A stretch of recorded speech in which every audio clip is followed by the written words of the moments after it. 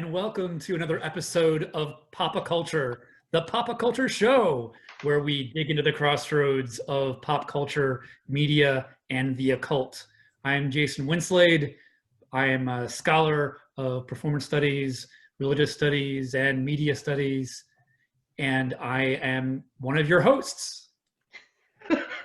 This way, that way, we never get which way is up. Which way is up? I'm Lilith Dorsey. I'm a voodoo priestess and a media and television scholar and the other co-host of the Occulture show. And today we are honored to have our first guest. You're our first guest ever, Jessica. I'm the first? I'm so excited. Jessica Mcpherson is a writer based in Portland, Oregon, with a focus on fandom, paganism, queer representation, and amazing women in film and television. She's a trained lawyer and an opera singer. See, I so wish this could have been the sing-along Supernatural episode, but we'll get to that later. Oh, that's a good one, yeah. As well as a mom and an author. So welcome our first guest to the Occulture show. Yay! Thank you so much. And I have a guest too. I just wanted to show this. This is something I got from Supernatural when they wrapped. It's a piece of baby. It's a piece of one of the stunt cars they used for the Impala. So this is like my object of power. I'm like considering like putting it on my altar or like in my sanctuary somewhere because it's just so special. But I want baby to be here. That's fantastic. So if you haven't guessed, we are doing this show on Supernatural, the phenomenon, the 15-year phenomenon that just ended a couple weeks ago. I'm also prepared. I have my Dean Winchester devotional candle, and yes, it does have the entire lyrics of "Carry On My Wayward Son" on the back. I got my flask whiskey. I'm sort of unintentionally cosplaying Skinny Bobby Singer here, and we're ready to go. All I have is my machete. Oh, that works. You can decapitate some vampires. You're good. I have a little Cass here too. Okay, so there's just so much to talk about here. I mean, again, 15 years. I don't know. I mean, I started watching it when it first came on. I mean, so we're 2005. This is the year my daughter was born, who's she's a teenager now. And it was on the WB before the CW. Buffy had just been off the air a couple of years, Angel a year. It was the new thing. And yeah, it somehow lasted 15 years. It's now, I guess, holds the record for the longest running genre show, fantasy, sci-fi horror show ever. Yeah, 15 seasons. Yeah, so, it's kind of like, it's sort of ambiguous, like how Doctor Who counts, but like they say American genre show because Doctor Who is its own. Right. Well, continuously. Yeah. I guess you would say. But yeah, there's just so many ways that, like, if you watch the show from the beginning. Now I used to have cable, and so I watched it when it was on, but then once I caught the streaming, then I would binge the seasons on Netflix, like last, I think 5 seasons I binged. But we still have changed so much as a culture, as geek culture over those 15 years, right? So there's a lot to cover. Yeah, and definitely the way the show has interacted with fandom and the way it's like interacted with representation has changed so much over 15 years. Like it's a really interesting study because you can see like it's almost like a control group, how like the same show responded to different moments and attitudes in fandom and media and that sort of thing. Right. It was interesting for me because I know both of you are way bigger fans than I were, and I'm sort of late to the table and the party and all of the rest of it. But I could really see the evolution of it over time, and looking at it as, externally as somebody who wasn't as familiar with every single episode, but I could really see how it was reacting and changing. Yeah, and not just Jared Padalecki's hair. I know, you can always tell what season it is by like Sam's sideburn situation. Right. But like, I wrote actually a chapter in a book that came out earlier this year. It's called There'll Be Peace When You Are Done. It was a collection of essays by like cast and fans about the show. And I wrote about like the evolution of the role of women on the show because you do start like the very first episode starts with like a double fridging, like 2 women die in the same way. And it's really good storytelling. It's like it propels the narrative, and it's really like a great way to end the pilot episode with like his girlfriend on the ceiling. Spoiler for people who old episode. But again, like the way female characters are used in like the first few seasons is so different from the way they're used in like the later seasons, where they tried to do a all female spin-off, and unfortunately that wasn't picked up. But they definitely changed their attitudes to the way they treated women, and that changed a lot of their attitudes along the way of the show. So just to be clear, you're a longtime fan. Are you a super fan? You would consider yourself? Maybe? Oh boy, yeah. Okay. I didn't actually come into the show until actually between season 7 and 8, because my wife was studying for the bar exam, and so I wouldn't see her for a month. So I'm like, well, there's this show on Netflix with only at the time 144 episodes. I'm like, this will take me all summer long, and then I watched it in like 3 weeks. And then I like really got into the fandom, which is its own crazy space, and I'm not like quite as deep in the fandom anymore. But yeah, it is just even the way it's changed in just between like season 8 and season 15 that's 7 years. Right. It's crazy.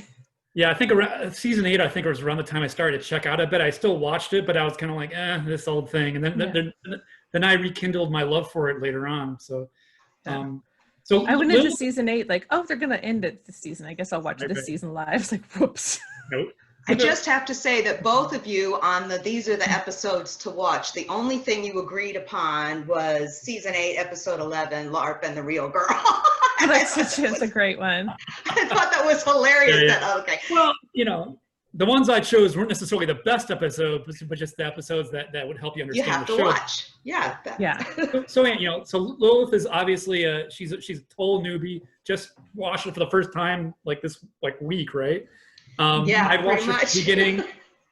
I've watched it from the beginning. I wouldn't consider myself a super fan. I've been very critical of the show in the past, but I've come to love it. And so I'm like, I've written fan fiction. Right. I've been to the conventions. I covered the 300th episode party as press, so that was like really cool. Right. So like the show is the reason like I became a journalist, because I just wanted to I was writing about the show, and then like maybe somebody will pay me for this, and then I started writing about other things. So that was cool. Awesome. So we have these 3 levels of experience here with the show. And so I think we're gonna cover these sort of broad areas in our discussion, and we're basically gonna look at 3 different things: the kind of the occult roots of the show, the overall themes, and in the fandom. And so one of the things I wanted to sort of start off the discussions focusing on the way that the show establishes itself, just in terms of genre television. Again, it was post Buffy. Some people originally were saying, "Oh, it's like Buffy but with dudes," but that's not really what it was. Yeah, not quite. No, but you definitely have a pedigree here of things like Kolchak the Night Stalker, X-Files, Dukes of Hazzard, so many of those things that so much of the crew on the show in the first few seasons came from the X-Files, so there was a huge X-Files connection to the show. Yes. And so it's really steeped in folklore.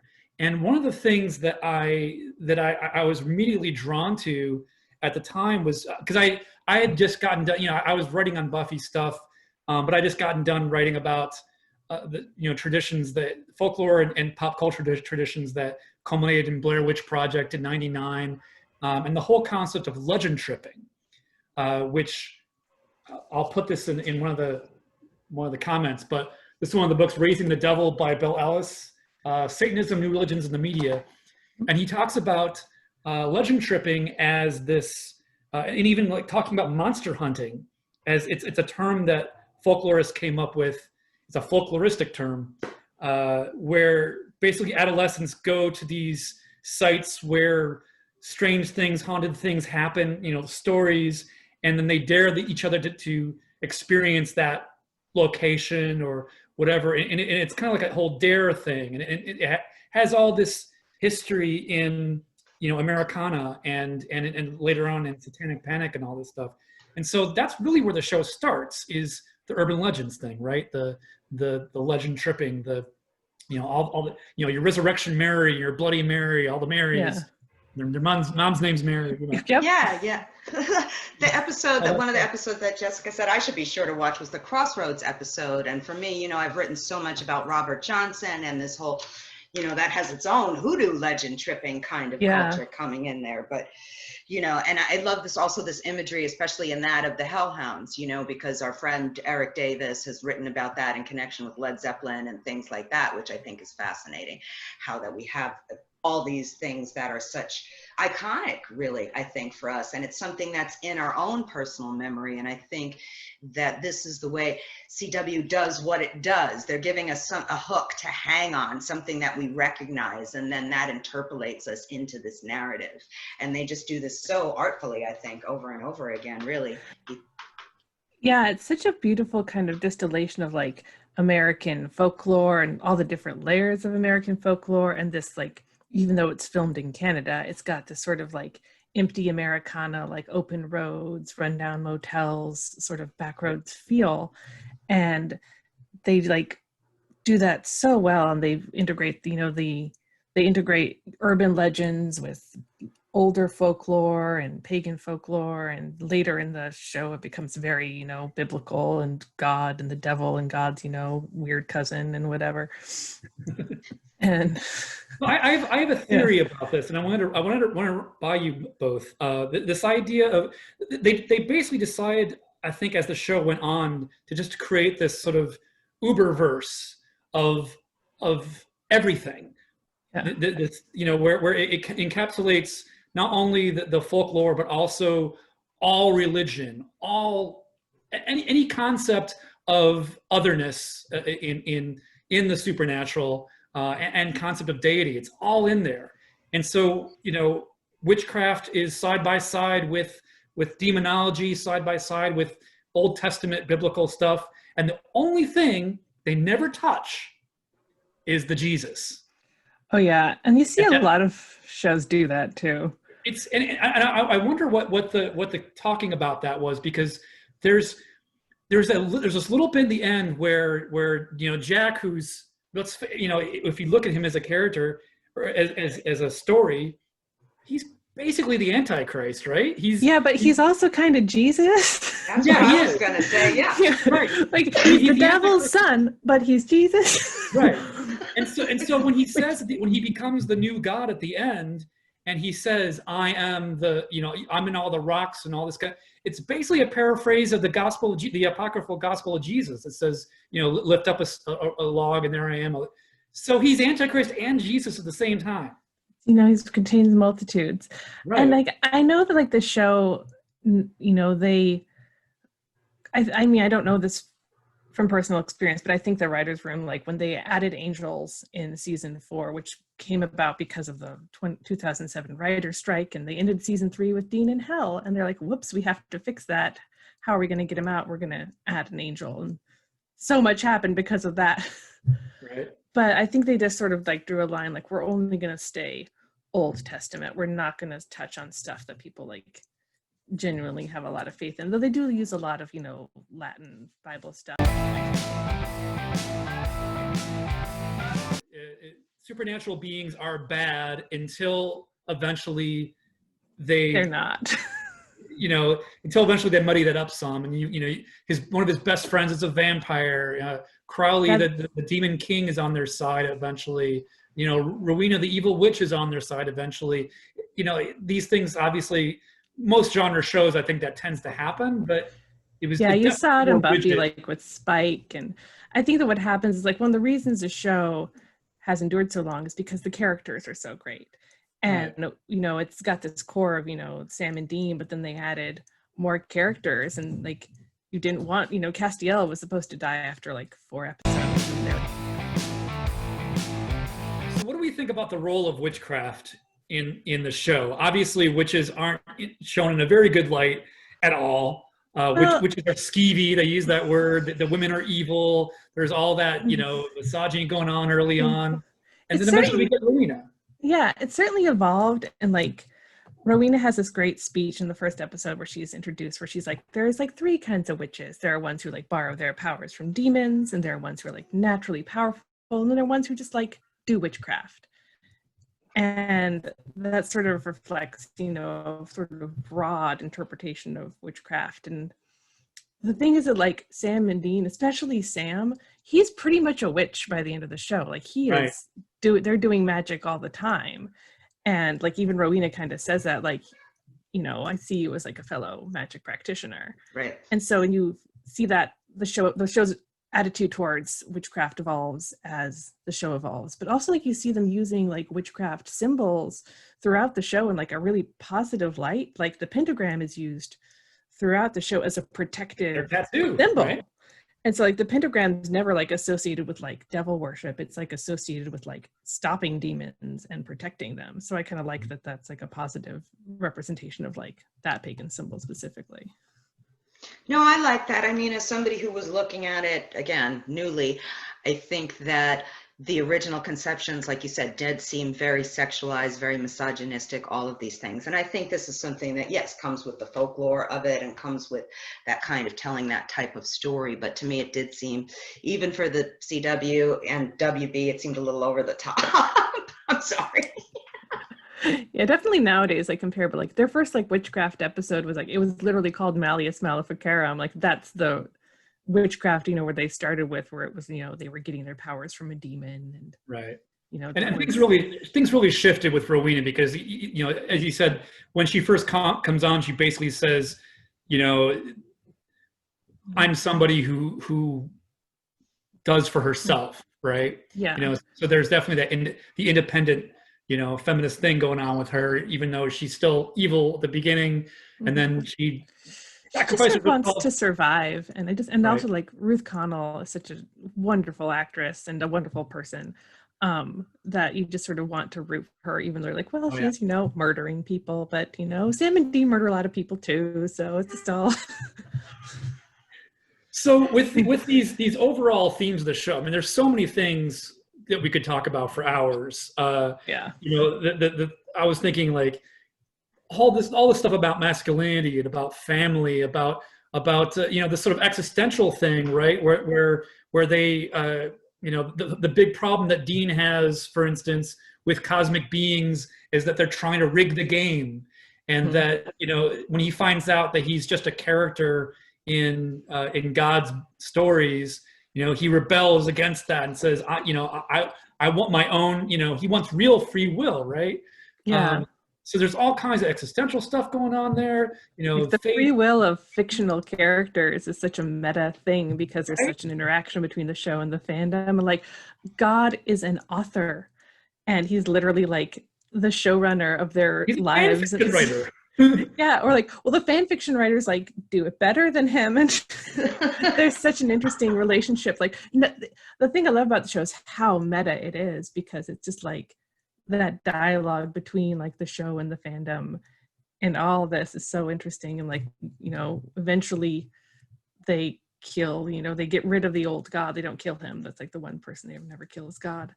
But like they, they put it in a new God's hands, and it's sort of like that's a kind of beautiful way to end the show. Is like they're sort of handing it off to like the fandom. It's like, or you're the new gods now. You can create whatever you want in your way. Definitely. That scene was so poignant when he's talking about like, okay, now we're in control of all of this. We're the monster at the end of the book. Yeah. It's okay. And I think that was such a beautiful moment. I mean, yes, it's cliche, but it was really beautiful, Yeah. I really liked that aspect of the end of the show. And so, I mean, we're sort of skipping into the meta stuff, but it's kind of hard not to. I want to go back to some of the themes in a little bit, but I want to ask you, Jessica, at what point do you think, I mean, if you've studied the fandom, at what point did the show finally realize that oh yeah, so many of our fans are women or queer or whatever, and decide to sort of make Sam and Dean maybe more human or more vulnerable, or have other hidden sides to them, like they're secretly geeks, really, or they're it's about love, right? Yeah, I think like in season 2, I think season 2 is like where the show really gets really good, and like season 2 and 3, that's where people really kind of fell in love with the show. But then in season 4, they have this meta episode where they first meet this character of Chuck Shirley, who is literally the author of their lives. And they find like the message boards that are like, you know, writing porn about the two brothers. Are like, you know, they know we're brothers, right? And like, that's where it kind of becomes like head explosion meta. And that was 10 years ago. Wow. And so I think like by that point, the showrunners knew like how queer and female their fan base was, but they didn't quite know what to do with it. And I think it took them a few more years until like around season 8, where they're like, oh, you know, maybe we should just sort of, instead of making fun of it, we'll just sort of be ambiguous and lean into it a little bit, but not too much. And then that kind of, you know, raises some questions of like, is that queer baiting? But at least it's not, you know, making queer jokes. And so it's this whole evolution. Well, my follow-up question is why, like, this show that's so much, I mean, as it was established, so much about broness and masculinity, what drew women to it so much? Because the broness, you know, like as a function of broness, it's homoerotic tension. Yes, of course. That's like a natural consequence of that. Like, definitely. Like you look at like all these like super masculine movies like Top Gun or like anything with Patrick Swayze in it or anything. It's like they're supposed, or like Tombstone or whatever, and they're supposed to be like all bro, but like every woman watches like, you know, those boys should kiss. They look like they want to fight, but they should kiss. That'd be even better. Yeah. I'm with you on that, definitely, 100%. Yeah, it's like, oh, they stab each other? Oh, I ship it. Like, that's my journey at, like, you know, most movies. You know, and it's interesting when you put that kind of stuff, when you put the fandom and the meta stuff in a context of occultism and a culture, there's a whole other level to it, I think. I don't know what you think about that. Well, it's like, I mean, I said this on my podcast, like in a way, fandom is its own kind of magic. It's its own kind of transmutation and alchemy, where you are taking this raw, like you're taking the lead of the show of Supernatural and you're turning it into gay gold. And so like you're taking what is given to you and making it to something that pleases you. And that is, you know, because especially for people who are marginalized and feel like they don't have representation, like that's their magic. But, you know, like with all magic, sometimes it can go wrong and blow up in your face. And sometimes, you know, be careful what you wish for when you get, you know, what you're manifesting. Because I think that's sort of what maybe happened to the final season. Yeah, so I you agree want with to that. address that controversy? You want to go there? Yeah, let's address the controversy. Yes. Which I'm like square in the middle of right now. I know. This is why I wanted to have you on to talk about this, definitely. And I want to have you talk about that. Yes. Okay. So we're talking about this Destiny episode. We're talking about this thing where we finally, again, the second time, but in a more intimate, like pressing moment, hear this, I love you, and responded to it by don't do this. And then in Spanish, what is this with the Spanish? The Spanish translation on the Warner Channel went te amo and yo y yo a ti. So, and I, you know, so what is this? It's so weird because like, and I will confirm like from official sources, you know, I can't like name names, but I will confirm that was not like what was written in the script. And so like, it wasn't like anything was secret or hidden. It was like the Spanish translators did their own thing. Love it. I love it. Yeah, I'm sorry. Which is just crazy. But like the thing is like, I think that like Dean actually, like, so this was Castiel after like 12 freaking years, like saying, hey, I love you, which is like what we've in the fandom was like, yeah, we know. And Dean like never really, he in the English version, he doesn't say anything back. And like, it's unfortunate, like they never really address it in the final 2 episodes. Like he doesn't talk about it much, but he does end up in heaven with Cass there, so it's like, okay, they're now heaven boyfriends. That's how I'm reading it. Like they left it in. I missed that part. I thought Castiel was in the empty. Like Jack pulled him out, and Cass is the one who like rebuilt heaven, and so he's there in heaven, and so like that's kind of ambiguous, as good an ending as we're going to get, I think. So But like, the thing about fandom, that. Oh, go ahead. All right, I'm going to go ahead. So what the fandom has done is like part of their grieving process, and they understand this, that they're disappointed that it wasn't more and that the show is ending, but they've made this sort of conspiracy theory that like the CW was like intentionally silencing the characters or changing the scripts or forcing the show to be less gay, and that's just not true. I will say that out loud.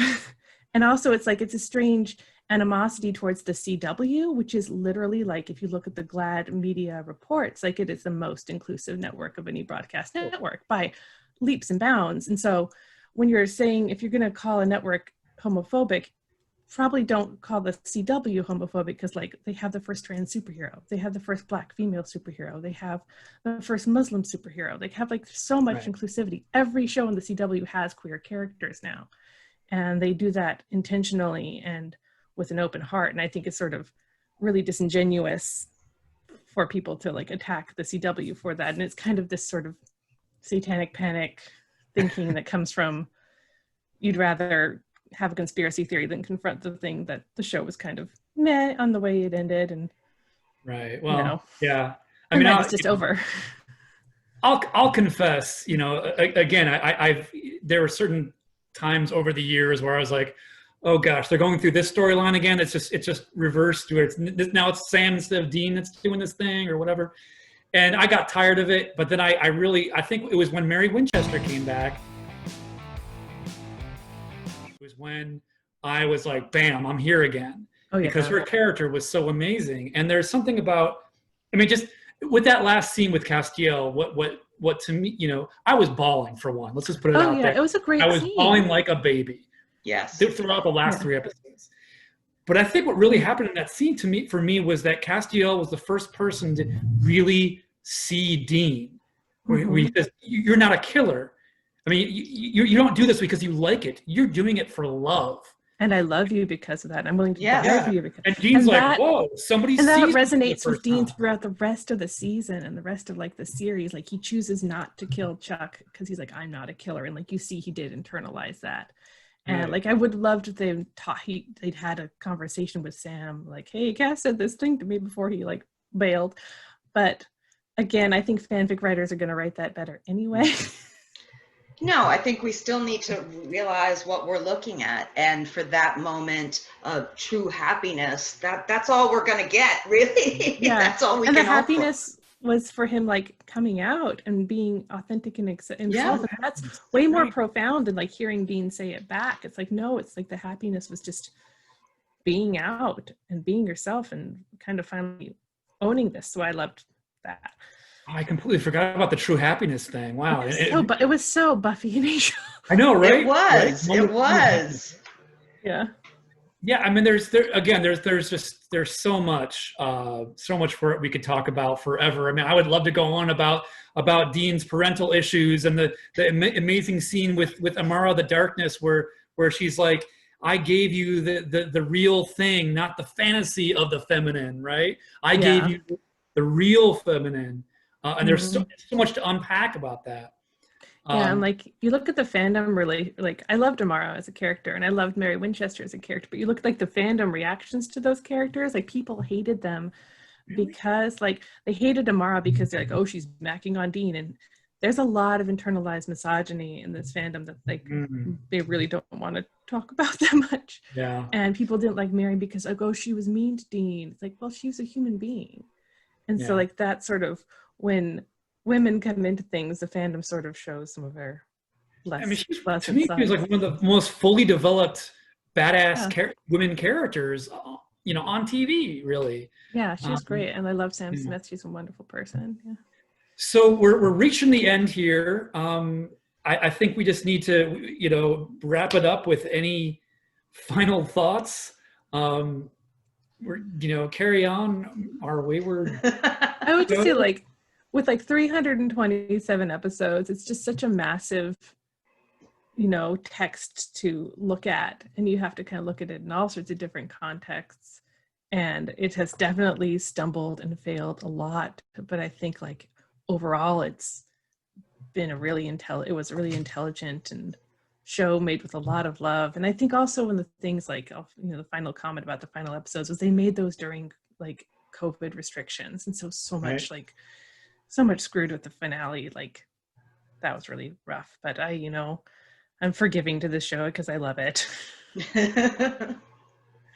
So once again, thank you, Jessica, for coming on and being our first guest. Thank you. Like, if you want to read my writing about supernatural or whatever, it's on the Mary Sue under Jessica Mason, and I'm on Twitter where people currently are yelling at me about supernatural too. So. Yeah, and your podcast, man, that was wonderful. Yes, I was on your podcast. Called Real Magic with REEL about same stuff here about pop culture and magic and supernatural and paganism and all that. And our next guest is going to be out on Friday. It's Ruth Connell from Supernatural, so she's going to be awesome. What? Amazing. Amazing. So once again, subscribe to Lilith's YouTube channel, follow all the things. Tell them where to buy us a cup of coffee. They can buy us a cup of coffee at coffee, KO-FI, Pop Culture Show, or they can donate to our Venmo. But please follow us on Facebook and Instagram and Twitter and all those lovely things. And we will be back in a couple of weeks with our end of the year specials on Lovecraft Country. So thank you. I can't wait to hear that one. Thank you so much for having me. Yay.